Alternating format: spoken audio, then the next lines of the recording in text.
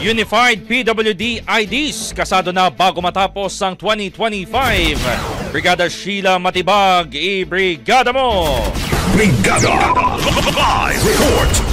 Ipatutupad na ang Unified PWD ID system sa pagtatapos ng taong ito. Sa isang interview, sinabi ni Department of Social Welfare and Development o DSWD spokesperson Assistant Secretary Irene Dumlao na magkakaroon na ng naturang ID system bago matapos ang 2025 sa harap ng naglipa ng mga peking PWD IDs. Matatandaan kamakailan ay tinuligsa ng Restaurant Owners of the Philippines o Resto-PH ang umano'y widespread abuse ng mga peking ID para magamit sa diskwento sa mga kainan at establishmento. Maliban dyan ay naiulat na rin ang pagkakarid ng isang silid sa Maynila kung saan sinasabing piniprint ang mga peking PWD IDs.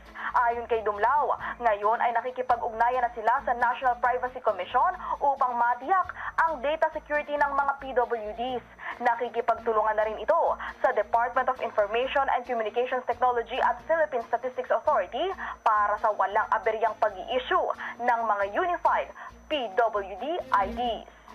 In the heart of changing lives, ito si Brigada Sheila Matibag ng 15.1 Brigada News FM Manila, The Music and News Authority. Ang bahaging ito ay hatid sa atin ng Yummyvit ES2 Oral Drops. Simulang tuparin ang pangarap ng iyong anak. And stunting now,